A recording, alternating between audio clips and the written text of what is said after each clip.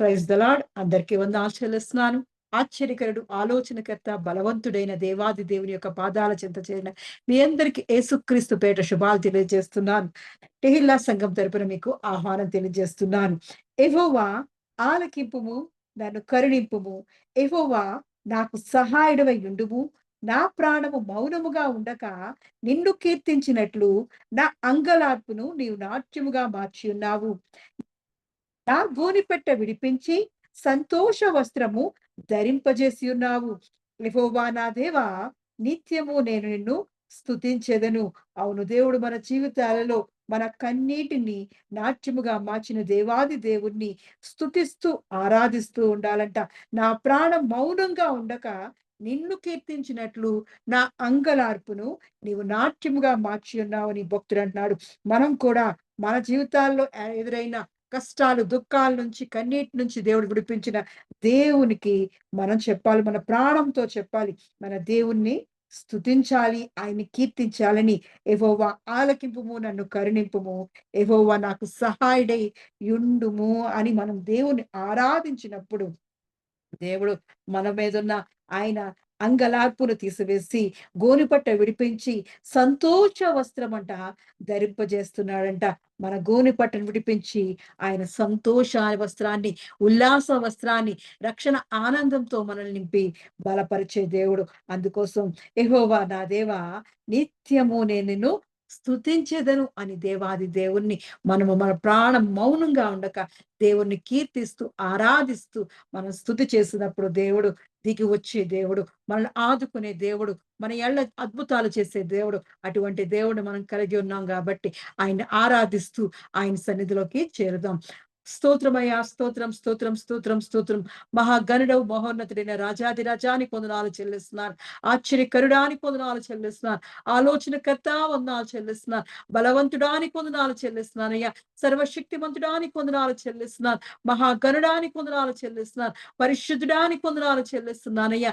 ఎంత మంచి దేవుడవా అయ్యా. ఇదిగో సృష్టి అంతా దేవా నిన్ను స్తుతిస్తూ ఆరాధిస్తుండగా దేవా, అయ్యా దీనిలో పాపులమైన దేవా, ఇదిగో నీ సన్నిధిలో చేరి దేవా, మా ప్రాణం మౌనంగా ఉండక దేవా, నేను కీర్తిస్తూ ఆరాధిస్తూ స్తుతి చేస్తుందిగా దేవా, మా మధ్యకి దిగిరమ్మని అడుగుచున్నానయ్యా. దేవా, స్తుతుల మీద సింహాసనం మీద ఆసీనుడైన వాడా, ఆరాధనకు యోగ్యుడైన వాడా, మా మధ్య రమ్మని అడుగుచున్నామయ్యా. అయ్యా ఇదిగో మా అంగలార్పును దేవా, దేవా ఇదిగో నాట్యముగా మార్చిన వాడానికి వందనాలు చెల్లిస్తున్నానయ్యా. మా గోనె పట్టును తీసివేసి దేవా, సంతోష వస్త్రముతో మమ్మల్ని అలంకరించిన వాడానికి వందనాలు చెల్లిస్తున్నాను. ప్రతి బాష్ప బిందును తుడిచివేసి దేవా, ఉల్లాస వస్త్రంతో దేవా మమ్మల్ని అలంకరించిన వాడానికి వందనాలు చెల్లిస్తున్నానయ్యా. గతించిన కాలమంతా దేవా అయ్యా నీ కృపాక్షేమములతో మమ్మల్ని నింపిన వాడానికి వందనాలు చెల్లిస్తున్నానయ్యా. మా జీవితాల్లో దేవా అద్భుతములు చేయువాడై ఉన్న దేవానికి వందనాలు చెల్లిస్తున్నానయ్యా. దేవా అదిగో ఆశ్చర్య కార్యములు చేయువాడానికి వందనాలు చెల్లిస్తూ దేవా, నువ్వు చేసిన ఆశ్చర్యమైన కార్యాలు బట్టి వందనాలు చెల్లిస్తున్నాను. మాకు ఇచ్చిన మేలును బట్టి వందనాలు చెల్లిస్తున్నాను. మా జీవితాల్లో చేసిన ఉపకారాలు బట్టి దేవా నిన్నే ఇదిగో కీర్తిస్తూ గణపరుస్తూ దేవా, నీ ప్రభావం ఆరోపిస్తూ దేవా, నీ సన్నిధిలో దేవ ఇదిగో నీ మహిమను ఘనతను దేవా అయ్యా ఇదిగో కొనియాడుతుండగా దేవా, మా మధ్యకి దేవా వేవేల దూత గణములతో దేవా మా మధ్యకి దిగిరమ్మని అడుగుచున్నామయ్యా. అయ్యా ఇదిగో భూమి ఆకాశములు దేవా సృజించిన గొప్ప దేవానికి వందనాలు చెల్లిస్తున్నానయ్యా. అయ్యా ఇగో నీ ప్రేమతో దేవా, నీ అగాపే ప్రేమతో దేవా మమ్మల్ని హక్కున చేర్చుకున్న వాడానికి వందనాలు చెల్లిస్తున్నానయ్యా. ఇజ్రాయేలు సైన్యములకు దేవా ముందు నడిచిన గొప్ప దేవుడా, ఇదిగో తండ్రి మా ఆరాధనకు దేవా నువ్వు దేవా ముందుగా ఉండబడవచ్చున్నాను. ఆది నుండి అంతం వరకు దేవా మా చెయ్యి పట్టుకుని నడిపించబడుచున్నాను. మా స్థుతుల మీద దేవా ఇదిగో ఆశీనుకమడొచ్చున్నానయ్యా. అయ్యా వాక్యం ధ్యానిస్తుండగా దేవా మా ధ్యానం అంతా దేవా నీకు ఇంపుగా మార్చడొచ్చున్నానయ్యా. అయ్యా ఇదిగో నీ వాక్యముతో దేవా చేరి వచ్చిన ప్రతి బిడ్డను దేవా, నీ స్వరం వింటున్న ప్రతి బిడ్డను దేవా నీ వాక్యం అనే బలముతో దేవా బలపరచబడుచున్నానయ్యా. అయ్యా ఇదిగో తండ్రి సన్నిధిలో దేవా, అయ్యా ఇగో హృదయ రహస్యాలు ఎరిగిన దేవుడు అయ్యా, వారి హృదయాల్ని సన్నిధిలో కుమ్మరిస్తుండగా దేవా, వారి హృదయాల్లో ఉన్న ప్రతి మనవును దేవా నువ్వు ఆలకించి దేవా వారి కోరికలను నువ్వు సిద్ధింపజేయవచ్చున్నానయ్యా. మహిమా స్వరూపుడానికి వందనాలు చెల్లిస్తున్నాను. మహిమా ఘనతకు అర్హుడానికి వందనాలు చెల్లిస్తున్నాను. ఆరాధనకు యోగ్యుడైన వాడానికి వందనాలు చెల్లిస్తున్నాను. అన్ని నామముల కన్నా పైనామం కలిగిన వాడా నీకే వందనాలు చెల్లిస్తూ దేవా మా ఆరాధనకు దేవా నువ్వు యోగ్యుడిగా ఉండబడుచున్నాను. దేవా ఇదిగో ఆదియు అంతమునై ఉన్నవాడని కొందనాలు చెల్లిస్తున్నానయ్యా. ఆల్ఫా ఒమేగా ఉన్నవాడని కొందనాలు చెల్లిస్తున్నానయ్యా. మొదటివాడు కడపటివాడైన దేవా, దేవాది దేవాని కొందనాలు చెల్లిస్తూ దేవా, అయ్యా పరిశుద్ధుడాని కొందనాలు చెల్లిస్తూ మా మధ్య ఇదిగో తండ్రి నీ పరిశుద్ధ ఆత్మతో దేవా మమ్మల్ని అభిషేకించి బలపరచమని యేసుక్రీస్తు పరిశుద్ధ నామంలో అడిగి పొందుకుని ఉన్నాను నా పరమ తండ్రి. ఆమేన్.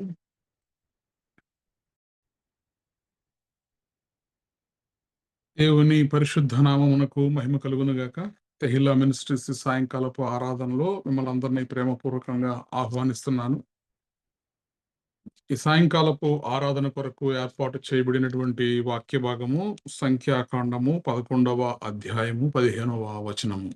ఈ సాయంకాలపు ఆరాధన కొరకు ఏర్పాటు చేయబడిన పరిశుద్ధ గ్రంథం నుంచి సంఖ్యాకాండము 11వ అధ్యాయం 15వ వచనం.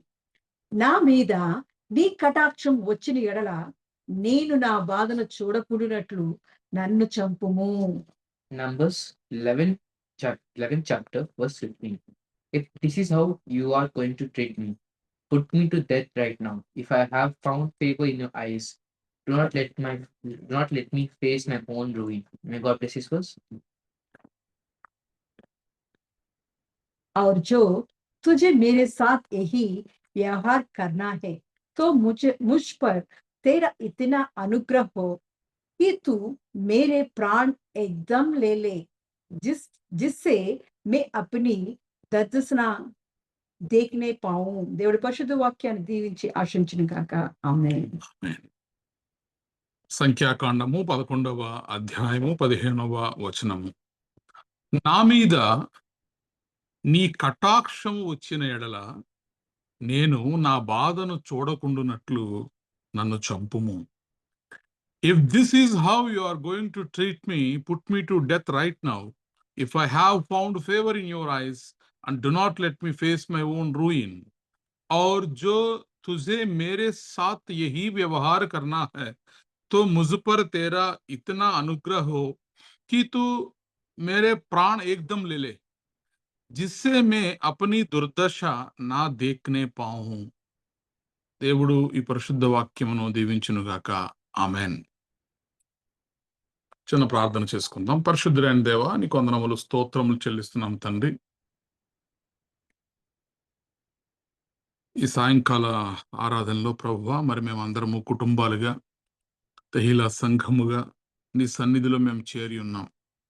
నీ స్వరాన్ని వినాలని, నీ మాటలు ప్రభువా మరి వినాలని, మా ఆత్మీయ జీవితం యొక్క బలము కొరకు, క్షేమము కొరకు, అభివృద్ధి కొరకు దేవా మీ మాటలు జీవము కలిగించేటటువంటి మీ మాటలు, మృతులను సైతము సజీవులుగా మార్చగలిగినటువంటి నీ మాటలు, అద్భుతములు చేయగలిగినటువంటి నీ మాటలు, ఆశ్చర్య కార్యములు చేయగలిగినటువంటి నీ మాటలు, ఉన్నవి లేనట్టుగాను లేనివి ఉన్నట్టుగాను చేయగలిగినటువంటి నీ మాటలు దేవా, అట్టి నీ శక్తి కలిగినటువంటి మాటలు మేమందరము వినాలని ఆశపడుతుండగా మీ సహాయం దయచేయండి, మీ కృప దయచేయండి. మానవ స్వరాన్ని మరుగుపరచండి ప్రభు, మీ స్వరాన్ని వినిపించండి. నన్ను నీ శిలువ చాటును మరుగుపరుచుకొని మీ పరిశుద్ధాత్మ సహాయము నాకు దయచేయమని దేవా, నాతో మాతో అందరితో వాక్యముఖముగా మాట్లాడమని యేసుక్రీస్తు ప్రభువారి అతి శ్రేష్టమైన నామములో ప్రార్థించి బ్రతిమలాడి పొంది ఉన్నాము తండ్రి. ఆమేన్. ఆమెన్. రైట్. సో గడిచిన కొన్ని రోజులుగా మనము ఒక సిరీస్ ఆఫ్ మెసేజెస్, మేలైన వాటిని ఎంచుకొనము, శ్రేష్టమైన వాటిని ఎంచుకొనము, మీ నిర్ణయముల విషయంలో జాగ్రత్తగా ఉండము. ఎందుకంటే మన దేవుడు is the God of choices. మనకి ఎంపికలు ఇస్తా ఉంటాడు ఎప్పటికప్పుడు. ఎంచుకునే అవకాశాన్ని దేవుడు మనకి ఇస్తా ఉంటాడు. ఏ విషయంలోనూ కూడా దేవుడు మనల్ని బలవంతం చేసేటటువంటి దేవుడు కాడు. ఆయన జీవమును మరణమును మేలును కీడును మన ఎదుట ఉంచి ఉన్నటువంటి దేవుడు.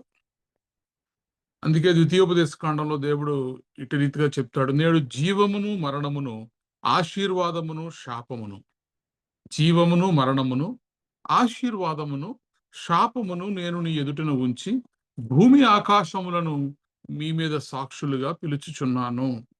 కాబట్టి మీరు ఏ నిర్ణయం తీసుకున్నా, మీరు జీవాన్ని ఎంచుకున్నా మరణాన్ని ఎంచుకున్నా కూడా అది మీ ఇష్టం. అయితే దేవాది దేవుడు మన ముందు రెండిటిని కూడా ఉంచినటువంటి దేవుడు. Praise the lord. హల్లెలూయా. మరి అనేక మంది భక్తుల్ని బైబిల్ గ్రంథంలో మనం చూసుకుంటూ వచ్చాం. నిన్నటి దినాన యోనా జీవితాన్ని కూడా మనం చూసాం. మరి యోనా గొప్ప దైవ సేవకుడు, దేవుని ద్వారా ఏర్పరచుకున్నటువంటి మరి ఆయన దాసుడు, ప్రవక్త. మరి అలాంటి యోనా మరి ఒకానొక సమయంలో దేవుణ్ణి విచిత్రముగా ఆయన ప్రార్థన చేయడం మనం చూస్తాం. యోనా గ్రంథము 4వ అధ్యాయం 3వ వచనంలో మనం చూస్తే,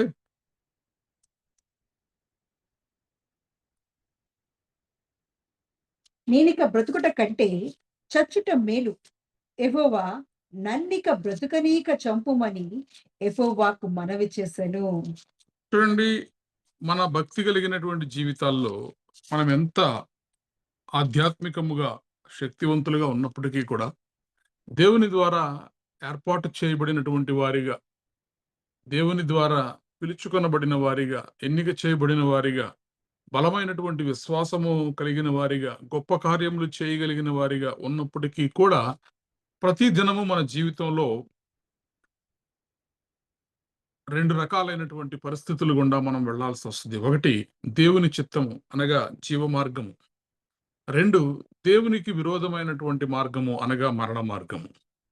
దేవుని చిత్తానికి లోబడేవారు వారు తరతరములకు కూడా, యుగ యుగములకు కూడా వారు జీవము కలిగి ఉంటారు.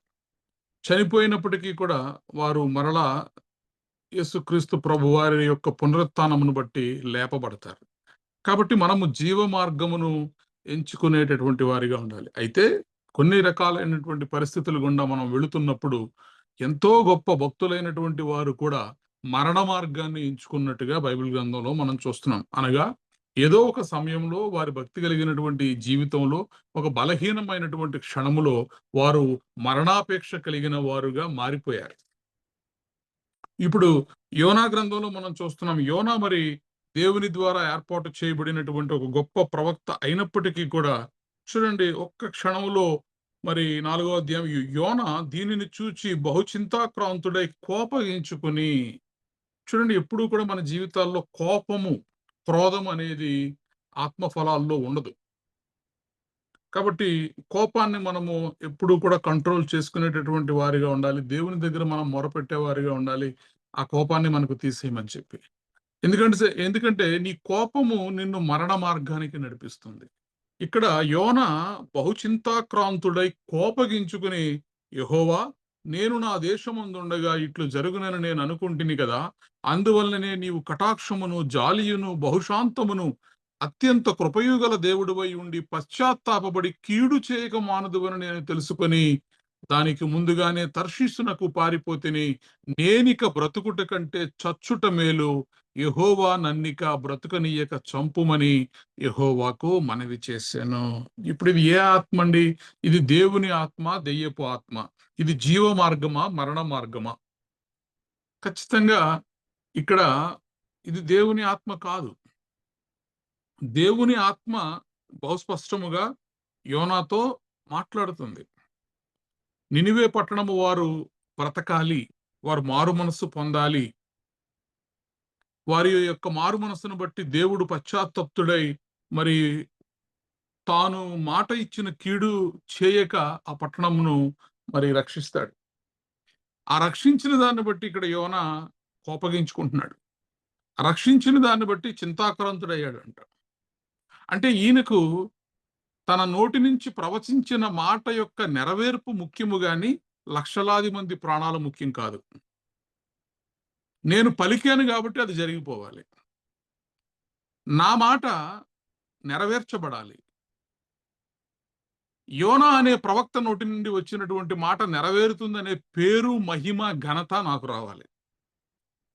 ఒకవేళ నేను ప్రకటించింది నెరవేరబడకపోతే నా పేరు పోతుంది సంఘంలో, నా పేరు పోతుంది సమాజంలో. కాబట్టి ఇతను బహుచింతాక్రాంతుడైపోయాడంట ఆ పట్టణపు వారు క్షమించబడుటను బట్టి. ఇతను బహు కోపం తెచ్చుకున్నాడంట, యెహోవా వారిని మరి క్షమించినటువంటి విధానాన్ని బట్టి. ఇప్పుడు ఏమంటున్నాడంటే, ఇక నేను బ్రతకడమే వ్యర్థం, నేను బ్రతుకుట కంటే చచ్చుట మేలు, నన్నిక బ్రతుకునియ్యక చంపుమని యెహోవాకు ప్రార్థన చేస్తూ ఉన్నాడు. చూడండి, ఎంత గొప్ప భక్తులు, ఎంత గొప్ప ప్రవక్తలు. దేవుని ద్వారా ఎన్నుకొనబడిన వారు ఒక్క క్షణంలో వారు మరణ మార్గానికి వెళ్ళిపోతున్నారు, జీవ మార్గాన్ని విడిచిపెట్టి. దేవుని యొక్క మార్గము నుంచి వారు తొట్టిల్లుతున్నారు. అందుకే అనుదినము కూడా మనము బహు జాగ్రత్త కలిగిన వారిగా ఉండాలి. ఎందుకంటే ఎంతెంత భక్తులు ఏ రకంగా వారు పడిపోతున్నారు ఆత్మీయ స్థితిలో నుండి. ఇదంతా కూడా సాతాను చేసేటటువంటి పనై ఉంటుంది. తన భక్తులకు దేవుడు ఎప్పుడూ కూడా తన మార్గాన్ని తెలియచేస్తూనే ఉంటాడు. ఆయన ఎన్నడూ కూడా చేయి విడిచిపెట్టేటటువంటి దేవుడు కాదు. అయితే ఆయన మాటలను మనము వినగలిగే వారిగా ఉంటున్నామా? ఆయన స్వరాన్ని మనము వినగలిగే వారిగా ఉంటున్నామా? యెహోవా స్వరము యోనాకు వినబడట్లేదా? యెహోవా యోనాతోనే కదా మాట్లాడుతున్నాడు. మరి దేవుని స్వరాన్ని విని కూడా ఇతను ఎందుకని మరణాపేక్ష కలిగిన వాడిగా మారిపోయాడు? Praise the lord.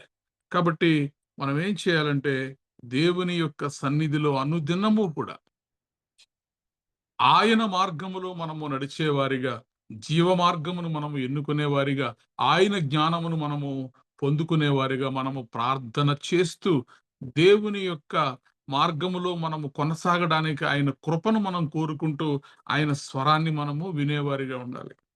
యెషయా గ్రంథము 30వ అధ్యాయం 21వ వచనంలో, యెషయా గ్రంథము 30వ అధ్యాయము 21వ వచనము. మీరు కుడి తట్టైనను ఎడమ తట్టైనను తిరిగినను ఇదే త్రోవ, దీనిలో నడువుడి అని నీ వెనక నుండి ఒక శబ్దము నీ చెవులకు వినబడును. Praise the lord, hallelujah. చూడండి, ఆయన భక్తులు కుడి తట్టైనను ఎడమ తట్టైనను తిరిగినప్పుడు, అనగా ఏ మార్గములో వెళ్ళాలో తెలియక, జీవ మార్గంలో వెళ్ళాలా, మరణ మార్గంలో వెళ్ళాలా అనేటటువంటి సంకోచావస్థలో మనం ఉన్నప్పుడు, డైలమాలో మనం ఉన్నప్పుడు, కన్ఫ్యూజన్లో మనం ఉన్నప్పుడు, మన దేవుడు ఎలాంటి దేవుడు అంటే, నీ చావు నువ్వు చావు, నువ్వు ఏ మార్గంలో వెళతావో వెళ్ళు అని విడిచిపెట్టేసేటటువంటి దేవుడు కాడు. మన ముందు 2 మార్గాలు ఆయన ఉంచినప్పటికీ కూడా ఏ మార్గములో మనము వెళ్ళాలో ఆయన మనకు బోధించి మనల్ని సరి అయిన మార్గంలో నడిపించేటటువంటి దేవుడు. Praise the lord. మీరు కుడి తట్టైనను ఎడమ తట్టైనను తిరిగినను ఇదే త్రోవ, దీనిలో నడువుడి అని నీ వెనక నుండి ఒక శబ్దము నీ చెవులకు వినబడును. చూడండి, కన్ఫ్యూజన్ లో ఉన్నప్పుడు ఒక్కసారి ఆగి ఆలోచించి దేవుని వైపు చూసి దేవునికి మొరపెట్టి, దేవా కన్ఫ్యూజన్ లో ఉన్నానయ్యా. దావీదు చూడండి, నేను ఎటూ తోచక నేను అయోమయ స్థితిలో ఉన్నాను, కాబట్టి మనుష్యుల చేతిలో పడుట కంటే యెహోవా దయాదాక్షిణ్య పూర్ణుడు గనుక నేను ఆయన చేతిలో పడుటయే నాకు మేలు అని ఒక మంచి నిర్ణయాన్ని తీసుకున్నాడు. అయితే యోన మరణాన్ని కోరుకుంటున్నాడు. నేను బ్రతకడం వ్యర్థం, ఇంకా నన్ను చంపే యెహోవా అంటున్నాడు. కాబట్టి ఒకవేళ నువ్వు కన్ఫ్యూజన్ లో ఉంటే, ఏ మార్గంలో వెళ్ళాలి అనేటటువంటి సంకోచ స్థితి నీ జీవితంలో ఉంటే గనక, దేవుని స్వరము నీ వెనక నుండి ఇదే సరి అయిన త్రోవ, దీనిలో నడువుడి, ఇదే సరి అయిన త్రోవ, ఇదే త్రోవ, దీనిలో నడువుడి అని మీ వెనక నుండి ఒక శబ్దము నీ చెవులకు వినబడుతుంది. ఇప్పుడు దేవుడు 2 మార్గాలు ఉంచాడు. ఏ మార్గంలో వెళ్ళాలో మనల్ని ఎన్నుకోమంటున్నాడు. కానీ వెనక నుండి సహాయం చేస్తున్నాడండి. ప్రైజ్ ద లార్డ్, హల్లెలూయా.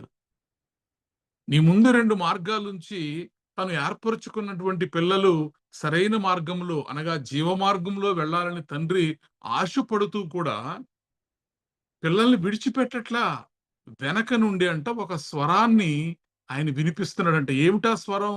ఇదే త్రోవ, దీనిలో నడువుడి, ఇదే త్రోవ, దీనిలో నడువుడి అనే ఒక శబ్దాన్ని నీ వెనక నుండి నీ చెవులకు వినబడను. Praise the lord. హల్లెలూయా. దేవుని హృదయాన్ని అర్థం చేసుకోండి. దేవుని మనస్సును అర్థం చేసుకోండి. కొన్ని సార్లు యోనా వలె అనవసరముగా బహుచింతాక్రాంతులుగా మనం మారిపోతాం. లేనిపోని చింతలన్నీ తెచ్చి పెట్టేసుకుంటాం. అసలు సంతోషించాల్సిన విషయమును బట్టి చింతిస్తున్నాడు ఈ మహానుభావుడు. ఈయన ప్రవక్తగా వెళ్లి ప్రవచించిన తర్వాత అంత పెద్ద మహాపట్టణంలోని వారందరూ మారు మనసు పొంది దేవుని తట్టు తిరిగితే ఆ విజయం ఎవరిది? యోనాది. ఆ సక్సెస్ ఎవరిది? యోనాది. ఆ గొప్పతనం ఎవరిది? యోనాది. లక్షలాది మందిని ఒక్క రోజులో మార్చిన ఘనత, గొప్పతనము యోనాది. దానికి సంతోషించాలా? చింతించాలా? సంతోషించాలి. కానీ ఇతను బహుచింతాక్రాంతుడిగా మారిపోయాడంట. బైబిల్ గ్రంథంలో రాయబడినటువంటి మాట, యోనా బహుచింతాక్రాంతుడై కోపము తెచ్చుకొని యెహోవాతో అంటున్నాడంట, నన్ను చంపేయి, నేను ఇక బ్రతకడం వ్యర్థమని. కాబట్టి ఎంత గొప్ప భక్తులైనప్పటికీ కూడా ఏదో ఒక క్షణంలో వారు మరణమైనటువంటి వారిగా ఉంటున్నారు. కాబట్టి మన జీవితాల్లో మనము కూడా బహు జాగ్రత్తగా జీవ మార్గమును కోరుకునే వారిగా ఉండాలి. ఒకటి. రెండవది, వెనక నుంచి వినబడే స్వరాన్ని మనము వింటూ ఉండాలి. చాలా సార్లు ముందున్న దాని వైపు చూస్తూ వెళ్ళిపోతూ ఉంటాం గానీ, వెనక నుంచి ఒక స్వరము వినబడతా ఉంటది. ఆ స్వరాన్ని మనం లక్ష్యపెట్టం. అందువల్లే మనము మరణ మార్గంలో రాంగ్ రూట్స్‌లో వెళ్ళిపోతా ఉంటాం. అందుకే యెషయా గ్రంథము 30వ అధ్యాయం 21లో చాలా స్పష్టముగా రాయబడినటువంటి మాట ఏంటంటే, మీరు కుడి తట్టైనను, ఎడమ తట్టైనను తిరిగినను ఇదే త్రోవ, దీనిలో నడువుడి అని నీ వెనక నుండి ఒక శబ్దము నీ చెవులకు వినబడుతుంది. ఈ మాట పట్టుకొని అడగండి కన్‌ఫ్యూజన్‌లో ఉన్నప్పుడు, దేవా యెషయా 30:21లో ఒక వాగ్దానం చేశావు కదా! మీరు కుడి తట్టైనను, ఎడమ తట్టైనను తిరుగుతున్నప్పుడు ఒకవేళ మీరు కన్‌ఫ్యూజన్‌లో ఉంటే గనక, ఇదే త్రోవ, దీనిలో నడువుడని నీ వెనక నుండి ఒక శబ్దం నీ చెవులకు వినపడుతుందన్నావు కదా! ఆ శబ్దాన్ని నాకు వినిపించేయ్యా. ఇదిగో నా నా జీవితంలో ఒక డైలమాలో ఉన్నాను నేను. ఒక సందిగ్ధావస్థలో నేనున్నాను. ఎటు వెళ్ళాలో తేల్చుకోలేకపోతున్నాను. రెండూ ఒకేలా కనపడుతున్నాయి. ఇది మంచిగానే ఉంది. ఇది మంచిగానే ఉంది. ఏ మార్గంలో వెళ్ళాలో నాకు తెలియట్లేదు. ఇప్పుడు నీ స్వరాన్ని పంపించి నా చెవులకు వినిపించు. నువ్వు చెప్పావు కదా! యెషయా 30:21లో ఇదే త్రోవ, దీనిలో నడువుడని వెనక నుండి ఒక శబ్దము నీ చెవులకు వినబడునన్నావు కదా! దేవా, ఈరోజు నేను అడుగుతున్నాను. నేను ఆ వాగ్దానాన్ని రిడీమ్ చేసుకోవాలనుకుంటున్నాను. I wanted to redeem that promise. నాకు వినిపించు అంటే దేవుడు ఖచ్చితంగా ఆయన వాక్కును పంపించి మనతో మాట్లాడేటటువంటి దేవుడు. Praise the lord. హల్లెలూయా. చూడండి, ఎవ్వరు కూడా ఇప్పుడు మనం ధ్యానం చేస్తున్న వ్యక్తులు అందరూ కూడా వీళ్ళంతా మహాభక్తులు, గొప్ప దైవజనులు, దేవుని ద్వారా ఏర్పాటు చేయబడిన వారు. కానీ వారు మరణాపేక్షను, అంటే మరణ మార్గమును కోరుకుంటున్నారండి. కొన్ని పరిస్థితులను బట్టి వారు చనిపోవాలనుకుంటున్నారు. దేవా, నీ చిత్తమైతే, నీ కటాక్షం కలిగితే, నీ దయ కలిగితే, ఇదిగో ఇప్పుడే రైట్ అవే కిల్ మీ ఓ లార్డ్. నన్ను చంపేయి. టేక్ మై లైఫ్ అవే. నా ప్రాణాన్ని నువ్వు తీసుకెళ్ళిపో అంటున్నారు విసిగిపోయినటువంటి పరిస్థితుల్లో. అయితే దేవుని వాక్యము సెలవిస్తోంది, నీ వెనక నుంచి వినపడుతున్న స్వరాన్ని నువ్వు వింటున్నావా? దేవుడు వాగ్దానం చేశాడు. మీరు కుడికైనను, ఎడమ తట్టుకైనను తిరిగినను ఇదే త్రోవ, దీనిలో నడువుడి అని నీ వెనక నుండి ఒక శబ్దము నీ చెవులకు వినబడును. Praise the lord. హల్లెలూయా. కాబట్టి మనము మన ఆధ్యాత్మిక జీవితంలో మనం దేవుడిని అడిగేవారిగా ఉండాలండి. నీ మార్గం ఏంటో నాకు బోధించయ్యా. నీతి మార్గములో నన్ను నడిపించయ్యా. నిర్దోషమైన మార్గములో వెళ్ళడానికి వివేకము కలిగినటువంటి హృదయాన్ని నాకు దయచేయ్యా అని చెప్పి మనము ప్రార్థించేవారిగా. రెండో భక్తుడిని నేను మీకు చూపిస్తాను బైబిల్ గ్రంథం నుండి. సంఖ్యాకాండము 11వ అధ్యాయము 15వ వచనంలో, నా మీద నీ కటాక్షము వచ్చిన ఎడల నేను నా బాధను చూడకుండానట్లు నన్ను చంపుము. చూడండి, ఇతను మరి ఇక్కడ ఎవరు భక్తుడు కనబడుతున్నారు? మనకి మోషే గారు కనబడుతున్నారు. మోషే అన్న సాధారణమైనటువంటి భక్తుడా? నా ఇల్లంతటిలో నమ్మకమైన వాడని దేవుడు ఎవరి గురించి చెప్పాడు? మోషేని గురించి. He is a great leader. ఒక గొప్ప నాయకుడు. ఆ రోజుల్లోనే 6 లక్షల మంది మరి జనాంగాన్ని ఐగుప్తు దాస్యత్వము నుండి వాగ్దాన దేశమునకు నడిపించగలిగినటువంటి గొప్ప నాయకుడు మోషే. ఈ మాట మోషే నోట నుంచి అసలు ఎవరైనా ఎక్స్పెక్ట్ చేయగలుగుతారా? మోషే లాంటి ఒక భక్తుడు, మోషే ఎర్ర సముద్రాన్ని రెండుగా చీల్చాడు. ఇక ఐగుప్తులో మోషే చేసిన అద్భుతాలన్నీ గురించి చెప్పాలంటే సమయం లేదు. 1, 2 కాదు, లెక్కకు మించిన అద్భుతాలు ఫరో ఎదుట మోషే చేశాడు. మోషే ద్వారా దేవుడు జరిగించాడు. 1, 2 కాదు, చెప్పుకుంటూ పోతే ఓ పెద్ద లిస్టు.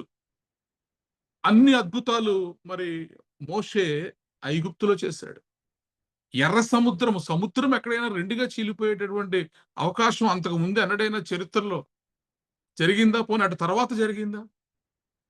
ఎర్ర సముద్రాన్ని రెండుగా చీల్చిన వాడు తన చేతిలో ఉన్న కర్రను ఆకాశము తట్టు ఎత్తి బలమైనటువంటి తూర్పు గాలి సముద్రము మీద వచ్చేలాగా చేసినప్పుడు ఆ సముద్రం రెండుగా చీలిపోయి ఆరిన నేలగా మారిపోలేదా?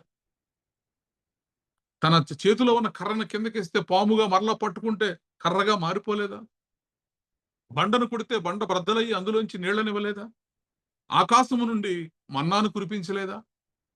మండుచున్న పొదలో దేవుణ్ణి చూసినటువంటి అనుభవం ఇతనికి లేదా? ఏం తక్కువైంది ఇప్పుడు మోషే జీవితంలో? మోషే ఎందుకు ఇలా అడుగుతున్నాడు దేవుణ్ణి?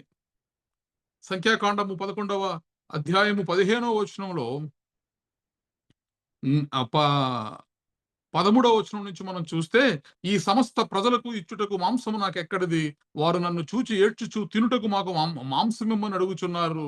ఈ సమస్త ప్రజలను ఒంటిగా మోయ నా వలన కాదు, అది నేను భరింపలేని భారము. నీవు నాకిట్లు చేయదలిచిన ఎడల నన్ను చంపుము. నా మీద నీ కటాక్షము వచ్చిన ఎడల నేను నా బాధను చూడకుండానట్లు నన్ను చంపుము. ఎన్నిసార్లు అన్నాడండి? నన్ను చంపేయి, నన్ను చంపేయి, నన్ను చంపేయి అని 2 సార్లు అంటున్నాడు. ఎవరైనా ఈ పెద్ద ఆయన ఎర్ర సముద్రాన్ని రెండుగా చీల్చినటువంటి ఘనుడు. పొద మండుచూనే ఉంది కానీ కాలిపోవట్లేదు. అలాంటి పొదల్లో దేవుని ప్రత్యక్షముగా చూచినటువంటి ఘనమైనటువంటి దేవుని సేవకుడు. ఆకాశము నుండి మన్నాను కురిపించినటువంటి గొప్ప సేవకుడు. బండ నుండి నీళ్లను తన చేతిలో ఉన్న చేతి కర్రతో అనేక అద్భుతాలు చేసినటువంటి ఒక గొప్ప దైవజనుడు. సకల శాస్త్ర ప్రావీణ్యుడు.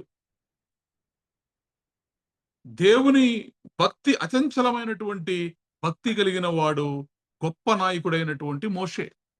ఇప్పుడు ఈ మోషే అంటున్న మాట ఏంటంటే, నీకు దయ ఏమాత్రము యెహోవా నీకు నా మీద దయ ఉంటే,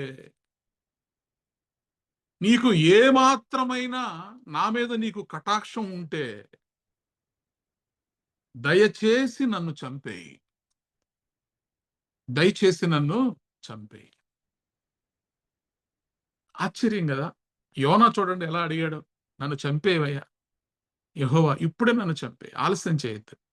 ఇప్పుడు ఈయనేమంటున్నాడు మోషే గారు, నన్ను చంపేయి, నీకు దండం పెడతాను, నీకు ఏమాత్రమైనా నా మీద దయా కటాక్షం ఉంటే ఇదిగో నన్ను ఇప్పుడే చంపేయి. క్రైస్తవ విశ్వాస జీవితంలో మనము నేర్చుకోవాల్సినటువంటి పాఠాలు.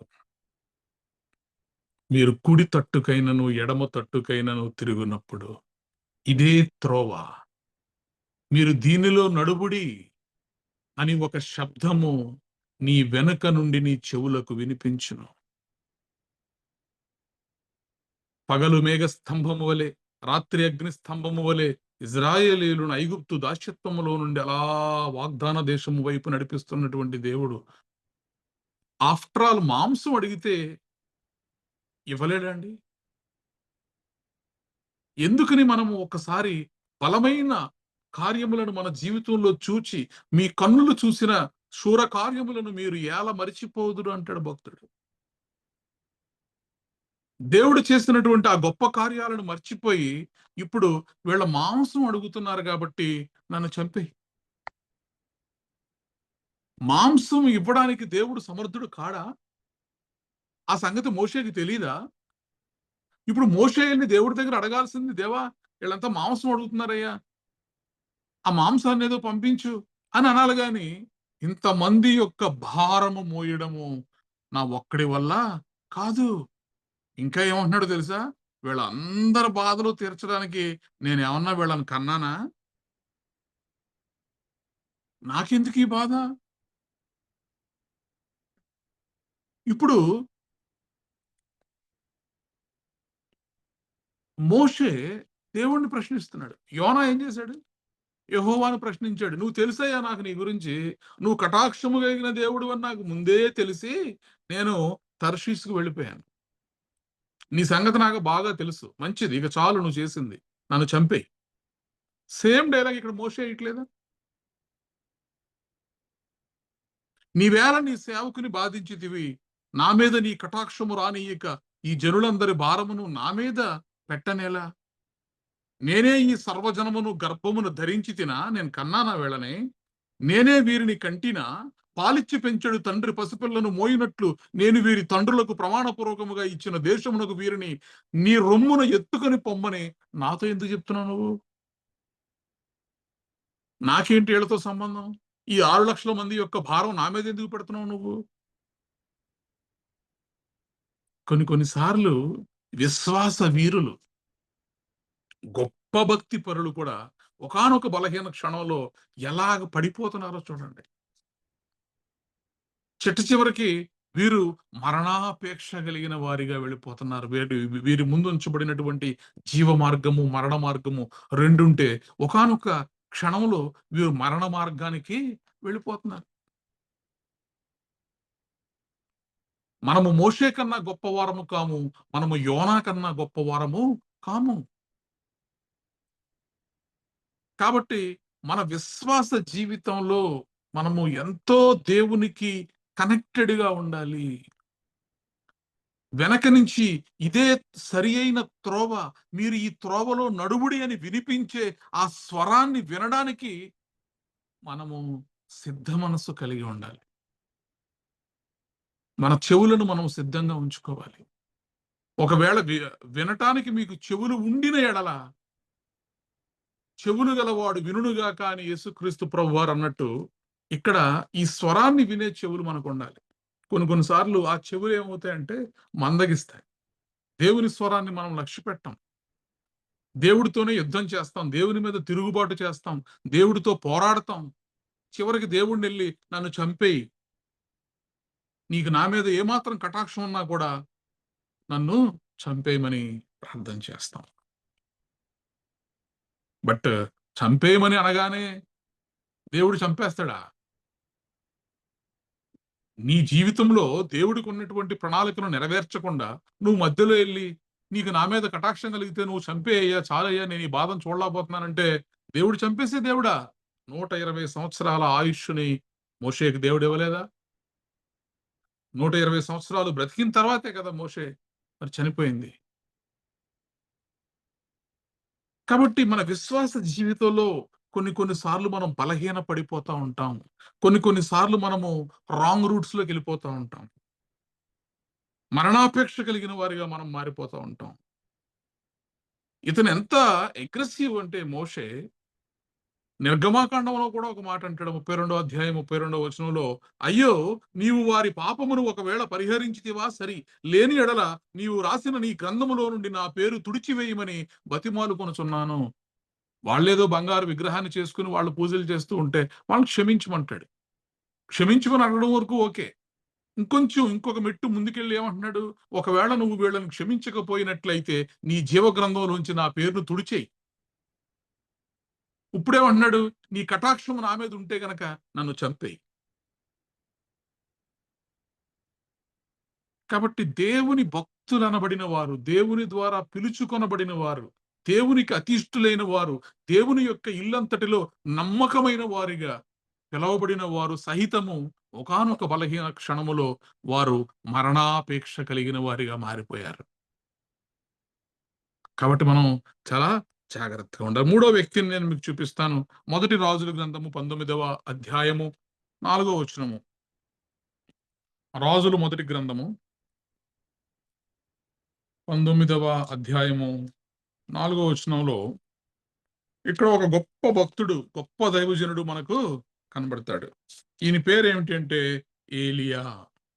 19వ అధ్యాయం 4వ వచనం మనం చదివితే, తాను ఒక దిన ప్రయాణము అరణ్యంలోనికి పోయి ఒక బద్రీ వృక్షం కింద కూర్చుండి మరణాపేక్ష గలవాడై, యెహోవా, నా పితరుల కంటే నేను ఎక్కువ వాడను కాను, ఇంత మట్టుకు చాలును, నా ప్రాణము తీసుకొనుము అని ప్రార్థన చేశాను. చూడండి, ఇదెంత ఆశ్చర్యమో. అసలు ఏలియా గారి గురించి చెప్పాలంటే ఒక నెల పాటు పడుతుంది. బైబిల్ గ్రంథంలో ఆయన చేసిన అద్భుతాలు, మోషే చేసిన అద్భుతాలు కానివ్వండి, ఏలియా గారు చేసినటువంటి అద్భుతాలు కానివ్వండి, అనేకమైన అద్భుతాలు. గొప్ప దైవజనుడు, గొప్ప దైవజనుడు. అలాంటి ఒక దైవ సేవకుడు కాకుల ద్వారా ఆహారము పంపబడింది ఈయనకి. అంటే ఆయన ఎంత ప్రత్యేకించబడిన వాడో చూసుకోండి. హీఈస్ అ రాయల్ ప్రీస్ట్. ప్రపంచమంతా ఆహారం లేక కరువుతో అల్లాడిపోతున్నటువంటి సమయంలో ఈయనకి స్పెషల్ ఫుడ్ పంపించబడింది, కాకుల ద్వారా ఆహారం. మరి ఈయన ఏమన్నా తక్కువ అద్భుతాలు చేశాడంటే, సారిపత విధవరాలు ఇంటిలో ఆ పిండి తొట్టెలో పిండి ఎప్పటికీ కూడా అయిపోలేదు, ఆ నూనె మరి నిండుకోలేదు. ఆ కరువు తీరేంత వరకు కూడా పిండి తీసే కొద్దీ వస్తానే ఉంది, నూనె తీసే కొద్దీ వస్తానే ఉంది. ప్రతిరోజు మరి ఏలియా గారికి భోజనం సప్లై చేయబడుతుంది. ఆ విధవరాలు ఆమె కొడుక్కి కూడా భోజనము, ఏ పూట కూడా భోజనం లేకుండా సమృద్ధిగా, కరువు సమయంలో దేవుడు ఆహారాన్ని మరి ఈయన ద్వారా అద్భుతాన్ని చేయించాడు, ఏలియా ద్వారా. ఇంత జరిగిన తర్వాత ఒకానొక రోజు ఆ విధవరాలు యొక్క కొడుకు చనిపోయినప్పుడు ఏలియా ప్రార్థన చేస్తాడు. ఈ విధవరాలు యొక్క కొడుకు బ్రతకాలి, బ్రతికించు అని చెప్పి దేవుడికి ప్రార్థన చేసినప్పుడు ఆ చనిపోయిన కొడుకు బ్రతుకుతాడు. కర్మేలు పర్వతం మీద ఇక అది ఒక గొప్ప అద్భుతం. వందలాది మంది, 450 మంది బయలు ప్రవక్తలను తీసుకొచ్చి మరి అక్కడ కర్మేలు పర్వతం మీద దహన బలి అనేది ఎంత గొప్ప అద్భుతం. ఆకాశము నుండి ఏలియా ప్రార్థన చేసినప్పుడు అగ్ని దిగి వచ్చి ఆ దహన బలి, ఆ పశు మాంసాన్ని అంతటిని కూడా కాల్చివేసి దహించి వేసింది. మరి తర్వాత 450 మంది ప్రవక్తలని కూడా, బయలు ప్రవక్తలను కూడా ఏలియా గారు చంపుతారు. అంటే ఎంత గొప్ప ఘనకార్యములు దేవుడు ఏలియా ద్వారా చేయించాడు. వర్షాన్ని ఆగమంటే ఆగిపోయింది. వర్షం కొరకు ప్రార్థన చేస్తే మరలా వర్షం వచ్చేసింది. ఇప్పుడు ఇంత గొప్ప దైవజనుడు దేవుడి దగ్గర ఒక ప్రార్థన చేస్తున్నాడు. ఏమిటా ప్రార్థన? తాను ఒక దిన ప్రయాణము అరణ్యములోనికి పోయి ఒక బదరీ వృక్షము కింద కూర్చుండి మరణాపేక్ష గలవాడై, యెహోవా, నా పితరుల కంటే నేను ఎక్కువ వాడను కాను, ఇంత మట్టుకు చాలును, నా ప్రాణము తీసుకొనుము అని ప్రార్థన చేశాను. ఆశ్చర్యం కదండి! ఇంత గొప్ప దైవజనులు, దేవుని సేవకులు, యెహోవా యొక్క ప్రవక్తలు, యోనా గానివ్వండి, మోషే గానివ్వండి, ఏలియా గానివ్వండి, వీళ్ళందరూ కూడా నీ నీ నీ దయ నా పట్ల ఉంటే నన్ను ఇప్పుడే చంపేయి అని ఎందుకు ప్రార్థన చేస్తున్నారు? ఈయన ప్రార్థన చేయడానికి కారణం ఏమిటి? 19వ అధ్యాయం 1వ వచనం నుంచి మనం చదివితే, ఏలియా చేసిందంతయు అతడు ఖడ్గము చేత ప్రవక్తలందరినీ చంపించిన సంగతియు ఆహాబు యెజెబెలునకు తెలియజెప్పగా, యెజెబెలు ఒక దూత చేత ఏలియాకు ఈ వర్తమానం పంపించెను. రేపు ఈ వేళకు నేను నీ ప్రాణమును వారిలో ఒకని ప్రాణం వలె చెయ్యని ఎడల దేవుడు నాకు గొప్ప అపాయం కలుగుజేయును గాక. కాబట్టి అతడు ఈ సమాచారం తెలుసుకొని లేచి తన ప్రాణం కాపాడుకుంటుటే పోయి యూదా సంబంధమైన బెర్షెబాకు చేరి అచ్చట ఉండుమని తన దాసునితో చెప్పి, తాను ఒక దిన ప్రయాణము అరణ్యంలోనికి పోయి ఒక బదరీ వృక్షం కింద కూర్చుండి మరణాపేక్ష గలవాడై, యెహోవా. చూడండి, ఇక్కడ కర్మేలు పర్వతం మీద అంత గొప్ప అద్భుతాన్ని చేసి బయలు ప్రవక్తలందరినీ కూడా మరి చంపి, ఇజ్రాయేలీలలో నిజమైనటువంటి దేవుడు, శక్తి కలిగినటువంటి దేవుడు, ఓన్లీ యెహోవా మాత్రమే దేవుడు అనే విషయాన్ని బాహాటముగా ప్రకటించి ఇంత చేసిన తర్వాత మరి ఆహాబు తన భార్య అయినటువంటి యెజెబెలుకి చెప్పినప్పుడు, యెజెబెలు ఒక దూత చేత ఏలియాకు ఈ వర్తమానము పంపించెను. రేపు ఈ వేళకు నేను నీ ప్రాణమును వారిలో ఒకని ప్రాణము వలె చేయని ఎడల దేవుడు నాకు గొప్ప అపాయము కలుగుజేయునుగాక అని అందంట. ఎవరి దేవుడు? యెజెబెలు యొక్క దేవుడు. యెజెబెలు యొక్క దేవుడు మరి నిన్నేమయ్యాడు? వారు పొద్దున్నుంచి సాయంత్రం వరకు వాళ్ళు గంతులు వేసి, గోల చేసి, ఎన్ని అరుపులు అరిచినప్పటికీ కూడా వారి యొక్క దహన బలి మీదకి అగ్ని రాగలిగిందా? అంటే యెజెబెలు యొక్క దేవుడు అసలు ఉన్నాడా? లేడు కదా! యెజెబెలు యొక్క దేవుడు దేవుడే కాదు కదా! నిన్నటి దినాన నువ్వు ఈ బయలు ప్రవక్తల యొక్క దేవుళ్ళు అందరూ కూడా కేవలము బొమ్మలు. వారేమీ చేయలేరు. ఇదిగో యెహోవాయే నిజమైన దేవుడని నువ్వు ప్రార్థన చేసినప్పుడు ఆకాశం నుండి అగ్ని దిగివచ్చి దహన బలి మాంసాన్ని దహించింది కదా! ఇదంతా జరిగించింది నువ్వే కదా! ఇప్పుడు ఈ యెజెబెలు చేసినటువంటి ఛాలెంజ్ ఏంటి? రేపీ సమయానికి నిన్ను గనక ఆ చనిపోయిన ప్రవక్తలలో ఒకని వలె చంపకపోతే నా దేవుడు దేవుడే కాడు. దేవుడు నాకు గొప్ప అసలు దేవుడే లేడు అక్కడ వాళ్ళకి. అదే కదా నిన్ను నువ్వు నిరూపించావు. ఇప్పుడు యెజెబెలు నా దేవుడు నాకు గొప్ప అపాయం చేయనుగాక నిన్ను చంపేస్తాననేసరికి ఒక స్త్రీ నిన్ను చంపేస్తాను రేపు సాయంత్రానికి అనేసరికి ఎంత గొప్ప దైవజనుడైనటువంటి ఏలియా చనిపోవాలని చెప్పి అనుకోవడం ఎంత ఆశ్చర్యం అండి అసలు. వెంటనే బయలుదేరిపోయాడు. ఆయన శిష్యుల్ని తీసుకున్నాడు. తన ప్రాణము కాపాడుకున్నటకై పరిగెడుతున్నాడంటే ఈయనిప్పుడు. ప్రవక్త పరిగెట్టడం ఏంటండి? ప్రవక్త పారిపోవడం ఏంటండి? కర్మేలు పర్వతం మీద ఉన్న ధైర్యం ఎక్కడికి పోయింది ఈయనకి? చూడండి, కర్మేలు పర్వతము మీద ఇతడు దేవుని స్వరాన్ని విన్నాడు. ఇక్కడ యెజెబెలు స్వరాన్ని విన్నాడు. యెజెబెలు యొక్క వర్తమానం ఇతని చెవిని పడిందంట. కాబట్టి మన విశ్వాస జీవితంలో వినకూడనివి కొన్ని మనం వినకూడదు. కొంతమంది స్వరం మనం విన్నప్పుడు మనం వెంటనే ఎంతో డిప్రెస్‌లోకి వెళ్ళిపోతాం. కొంతమందితో మనం మాట్లాడినప్పుడు మనం బాగా ఆత్మన్యూనతా భావంలోకి వెళ్ళిపోతాం. లేకపోతే కొన్నిసార్లు ఇంక ఈ బ్రతికెందుకనే పరిస్థితిలోకి వెళ్ళిపోతాం. కాబట్టి దేవుని స్వరాన్ని మనము వినేవారిగా ఉండాలి గానీ, దెయ్యపు స్వరాన్ని మనం వినేవారిగా ఉండకూడదు. ఇక్కడ దెయ్యపు స్వరం ఏది? యెజెబెలు యొక్క స్వరం. కాబట్టి అతడు ఈ సమాచారం తెలుసుకుని ఏ సమాచారం తెలుసుకున్నాడు? యెజెబెలు యొక్క స్వరాన్ని. యెజెబెలు నీ మీద ఇలా ప్రమాణం చేసింది. నిన్ను రేపు సాయంత్రానికి నిన్ను చంపేస్తానని యెజెబెలు ప్రమాణం చేసిందన్న ఆ స్వరాన్ని విన్నప్పుడు ఈయన తన ప్రాణమును కాపాడుకొనుటకై తన ప్రాణాన్ని కాపాడడానికి యెహోవా లేడండి. ఇప్పుడు దేవుడు గుర్తుకు రాలా. ఎప్పుడైతే దెయ్యము స్వరము మన చెవుల్లో పడద్దో దేవుణ్ణి మనం మర్చిపోతాం. కొద్దిసేపు, కొన్ని క్షణాలు, కొద్ది నిమిషాలు. అందుకే మన జీవితంలో శ్రమ వచ్చినప్పుడు, శోధన వచ్చినప్పుడు మనము వెంటనే భయపడిపోతాం. టెన్షన్ అయిపోతాం. పరుగులెడతాం. పారిపోతాం. మనల్ని మనం కాపాడుకోవాలనుకుంటాం. ఏలియా కూడా అదే చేస్తున్నాడు. ఈ సమాచారము అతను తెలుసుకొని లేచి తన ప్రాణము కాపాడుకున్నటికై పోయి యూదా సంబంధమైన బెయేర్షెబాకు చేరి మరి అక్కడ దాకా వెళ్ళినోడు శిష్యుల్ని అక్కడే ఉండమంటున్నాడు. మీరు ఇక్కడ ఉండిపోండి, నేను ఇంకా ముందుకెళ్తానని చెప్పి ఆ అరణ్యంలో ఒక దిన ప్రయాణం అంత లోపలికంటా వెళ్ళిపోయి బదరీ వృక్షం కింద కూర్చోండి మరణాపేక్ష గలవాడే చనిపోవాలనుకుంటున్నాడు. ఇంక నేను చచ్చిపోవాలి, ఇంక నేను బ్రతకూడదు. ఎందువల్ల? ఆఫ్టర్ ఆల్ ఒక స్త్రీ యెజెబెలు చెప్పినటువంటి ఆ చిన్న వార్తకు మరి ఏలియా లాంటి ప్రవక్త భయపడిపోవడం అనేది చూడండి. అందుకే దేవుని యొక్క మార్గము, జీవ మార్గము, మరణ మార్గము రెండూ నేను మీ ఎదుట ఉంచి ఉన్నాను. జీవమును మేలును, మరణమును కీడును మీ ఎదుట నేను ఉంచి ఉన్నాను. జీవమును, మరణమును, ఆశీర్వాదమును, శాపమును నేను మీ ఎదుట ఉంచి ఉన్నాను. దేన్ని ఎంచుకుంటారు మీరు? నువ్వెంత గొప్ప దైవజనుడివైనా కావచ్చు, ఎంత గొప్ప దైవ సేవకురాలువైనా కావచ్చేమో గాని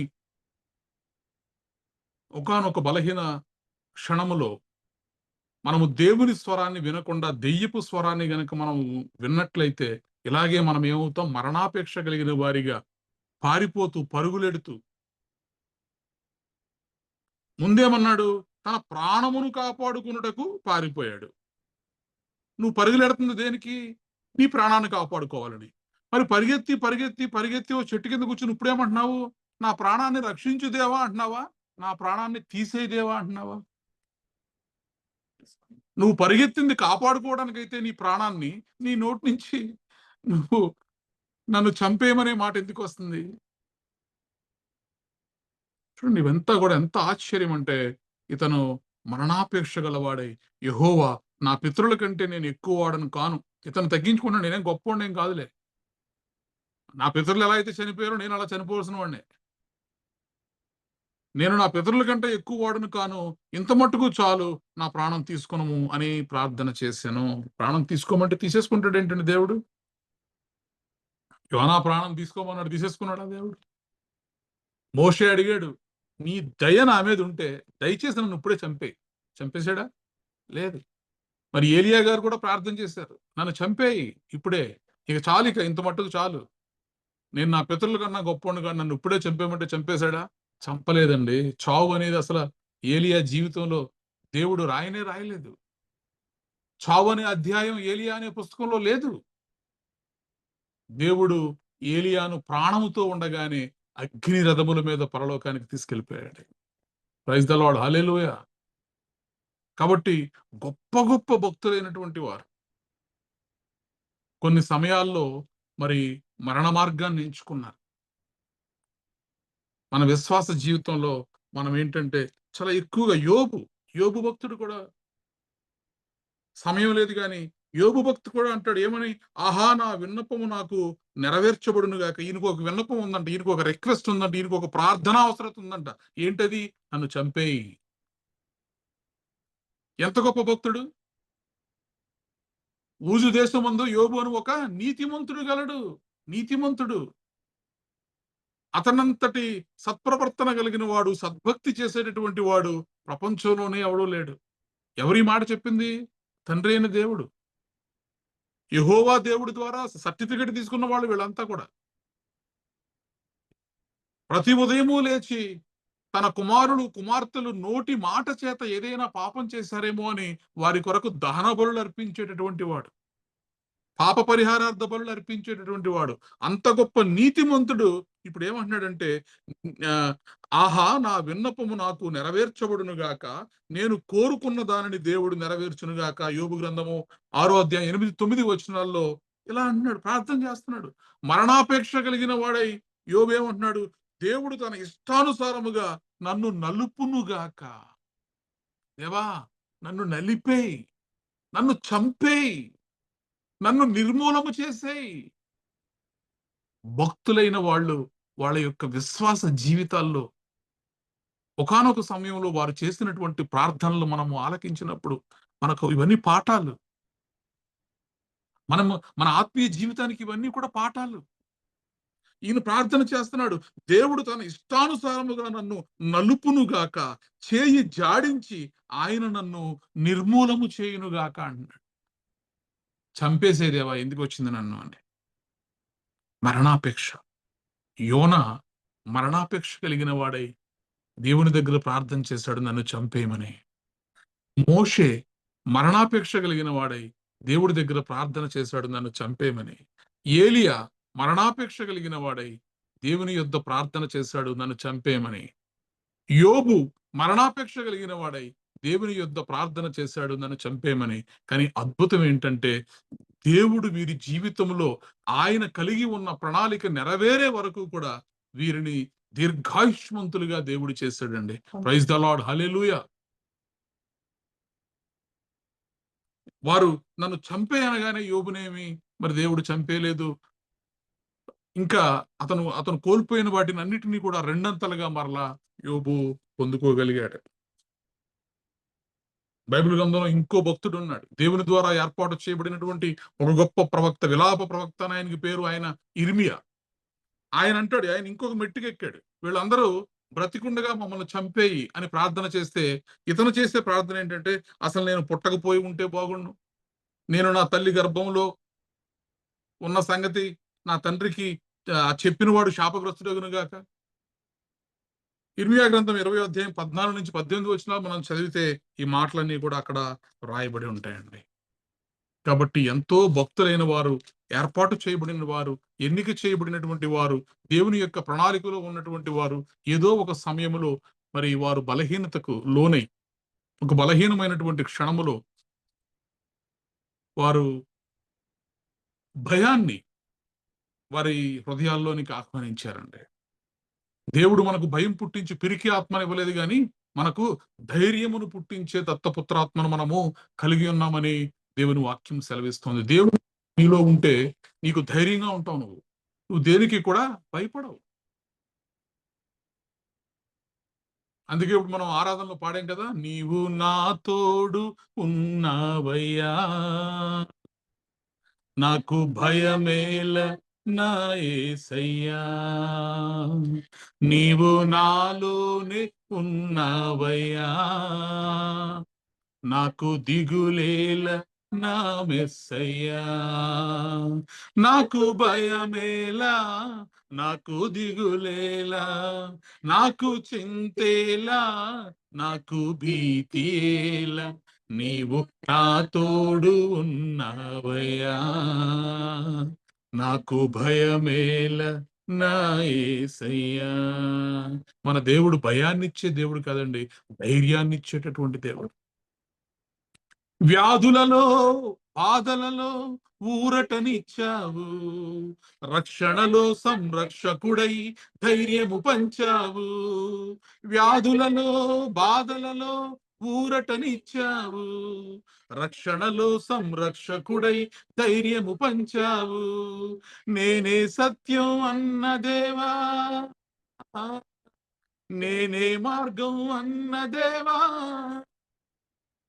నేనే సత్యం అన్న దేవా, నేనే మార్గం అన్న దేవా, నేనే జీవము అని పలికిన దేవా, నేనే జీవము అని పలికిన దేవా. దేవా దేవా నీకే స్తోత్రం, దేవా దేవా నీకే స్తోత్రం, దేవా దేవా నీకే స్తోత్రం, దేవా దేవా నీకే స్తోత్రం, నీవు నా తోడు ఉన్నావయ్యా, నాకు భయమేల నా యేసయ్యా. భయపడకూడదండి. తన ప్రాణాన్ని కాపాడుకోవడానికి ఏలియా గారు పరిగెత్తడం ఏంటండి? ఎంత గొప్ప విచిత్రం, ఆశ్చర్యం ఇది. దేవుని ద్వారా గొప్ప అద్భుతాలు చేసిన వాడు, ఆకాశము నుండి వర్షాన్ని కురిపించిన వాడు, ప్రార్థన చేసి ఆకాశము నుండి అగ్నిని కురిపించిన వాడు, మరణాపేక్ష కలిగిన వాడై నన్ను చంపేయమని ప్రార్థన చేస్తున్నాడు. కాబట్టి ఇలాంటి భయంకరమైనటువంటి శ్రమల గుండా మనం వెళుతున్నప్పుడు, బలహీనతల గుండా మనం వెళుతున్నప్పుడు 2 మాటలు నేను మీకు చూపించి నేను ముగిస్తాను. కొరింథీయులకు రాసినటువంటి 2వ పత్రిక 12వ అధ్యాయము, కొరింథీయులకు రాసినటువంటి 2వ పత్రిక 12వ అధ్యాయము 8 నుంచి 10 వచనాలు మనం చదివినప్పుడు పౌలు గారి జీవితంలో ఇంతకన్నా ఎక్కువ కష్టాలు వచ్చినాయి. ఆయనకి భయంకరమైనటువంటి శ్రమలు వచ్చినాయి. ఆ శ్రమల్లో మరి చనిపోయామేమో అనే పరిస్థితి కూడా ఆయన జీవితంలో వచ్చింది. 12వ అధ్యాయం 8 నుంచి 10 వచనాలు మనం చదివినప్పుడు, అది నా యుద్ధ నుండి తొలగిపోవాలని దాని విషయమై ముమ్మారు ప్రభువును వేడుకుంటుని, అందుకు నా కృప నీకు చాలును, బలహీనత అందు నా శక్తి పరిపూర్ణమగుచున్నదని ఆయన నాతో చెప్పాను. కాగా క్రీస్తు శక్తి నా మీద నిలిచియుండు నిమిత్తము విశేషముగా నా బలహీనతల యందే బహు సంతోషముగా అతిశయపడుదును. నేనెప్పుడు బలహీనుడునో అప్పుడే బలవంతుడను గనుక క్రీస్తు నిమిత్తము నాకు కలిగిన బలహీనతలలోను, నిందలలోను, ఇబ్బందుల్లోను, హింసలలోను, ఉపద్రవంలోను నేను సంతోషించుచున్నాను. ప్రైజ్ ద లార్డ్, హల్లెలూయా. ఇది కదండి కావాల్సింది. శ్రమ వచ్చింది, శత్రువు నీ ముందుకొచ్చి తొడగొడుతున్నాడు నిన్ను చంపేస్తానని. యెజబెలు రేపు సాయంత్రానికల్లా నిన్ను మట్టిలో కలిపేస్తానని అన్నప్పుడు ఎందుకని ప్రాణాన్ని కాపాడుకోవడానికి పరిగెత్తాలి? శ్రమలలో, నిందలలో, ఇబ్బందులలో, హింసలలో, ఉపద్రవములలో నీ తోడు నీ దేవుడు ఉన్నాడు కదా. దేవుణ్ణి ఎందుకు మర్చిపోతున్నారు? ఎంత గొప్పగా చెప్తున్నాడో చూడండి పౌలు గారు. ఆయన జీవితంలో కూడా అనేక సమస్యలు వచ్చినప్పటికీ కూడా మరి ప్రభువును వేడుకున్నాను. ప్రభు ఒకటే మాట చెప్పాడంట పౌలు గారికి, నా కృప నీకు చాలును, బలహీనత యందు నా శక్తి పరిపూర్ణమగుచున్నదని ఆయన నాతో చెప్పాను.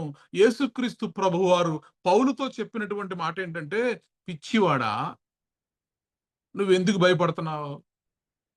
బలహీనతల యందు నా కృప నీకు చాలును. ఆమేన్. నువ్వు ఎప్పుడు బలహీనతగా ఉంటావో అప్పుడు ఒక విషయాన్ని గుర్తుపెట్టుకో, నా శక్తి పరిపూర్ణమగుచున్నది. తండ్రి అయిన దేవుడే ఉన్నాడు. నువ్వు ఎప్పుడు కన్ఫ్యూజన్ లో ఉంటావో, కుడికైనను ఎడమ తట్టుకైనను నీవు తిరుగుతున్నప్పుడు ఒకవేళ నువ్వు కన్ఫ్యూజన్ లో ఉంటే గనక నీ వెనక నుండి ఒక శబ్దము నీకు వినిపించును. ఏమని? ఇదే త్రోవ, దీని యందు మీరు నడువుడి.